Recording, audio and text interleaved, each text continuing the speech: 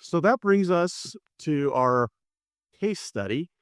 And, as bad as this event was, this is not an anti-CrowdStrike thing by any stretch. In fact, I think CrowdStrike is really good technology. And, we've had these events over the years, right? We've had, the fact of the matter is that because things are becoming cloud-based, because things are so integrated and distributed at this point, even if you think that what you have is not distributed, there's so many libraries being used in software. Think about the SolarWinds incident, right? A few years ago, right? That SolarWinds Orion, there was a huge breach, right? And there's people to this day that, SolarWinds is the four-letter word because of that.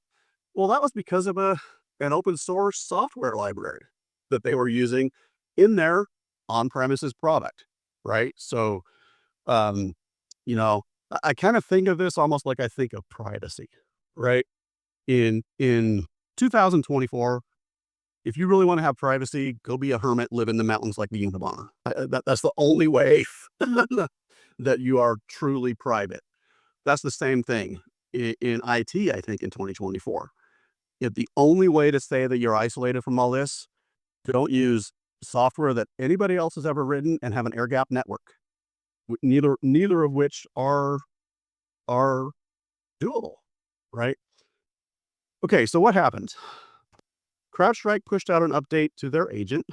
Um, and I have a link coming up here to their RCA that they published publicly, which is pretty good, about the breakdown in their processes, what wasn't tested and what caused this.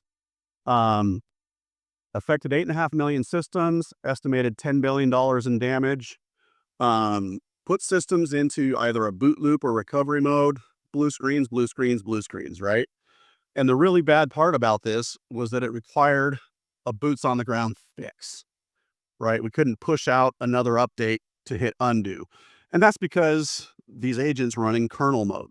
They're not using like Windows APIs, right? They're running in what's called ring zero. And Arthur, if you want to add some context to that about why that's necessary, that would be great. But that was the event, right? There's a Wikipedia article about it. There's a link to the RCA. Arthur, anything you want to add on that in terms of or even just the last couple slides? No, I think it's great. I mean, they're very low level tools, right? So when you're talking about the way that all of these next generation antiviruses work, the idea is they sit and interdict in memory, right? Which is a very different concept than the way that traditional antivirus scans, where you're scanning files for known signatures, is, right? So this has moved to like a heuristic behavioral model, which is a really kind of a neat thing, where this is how you find the 0 days before the 0 days occur, right?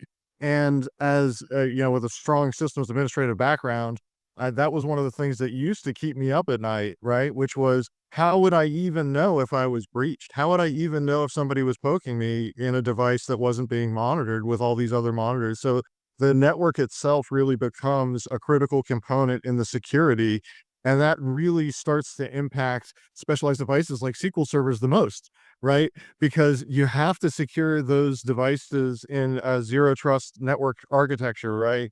And the whole concept is that you treat your own network as adversarial. There is no trusted zone anymore, right? The concept of this trusted LAN is abolished, and you assume that your own network is potentially adversarial.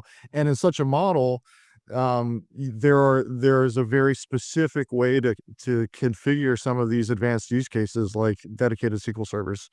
So I don't want to I don't want to spoil what I think the coolest part is, which is just coming up in a little while. Okay, so what was the SQL Server impact to this?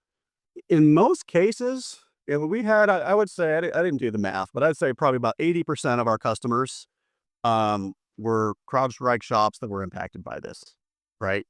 And our SQL servers definitely went down, right? Any Windows box that had had CrowdStrike Falcon agent on it went down hard, right?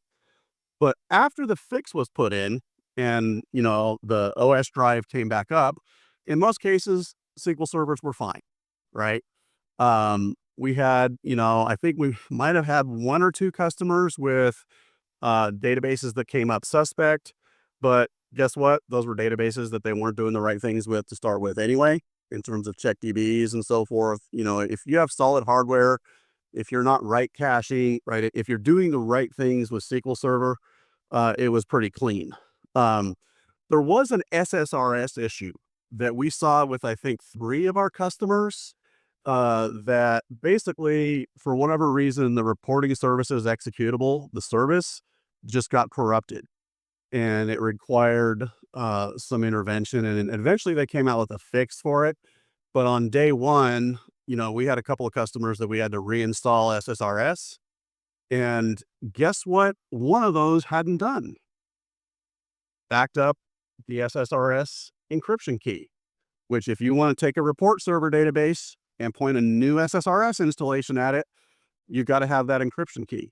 So, another, pretty well-known member of the SQL Server community, Joey D'Antoni, published an article in, I think, Red and Nag back in July, and his take on this was that this was a great DR exercise, right? A real world DR exercise, right? And so things like this, we had a customer that didn't have their encryption key backed up. So we had to wipe out all the encrypted passwords stored in SSRS, and they had to go fix that manually, right? So, not good. But overall, aside from just 2 things, just the massive downtime, and secondly, that, in many organizations, it doesn't matter what your job is in IT, it was all hands on deck in terms of helping bring all these systems back up, right? So I'm sure there's a lot of folks out there that experience that.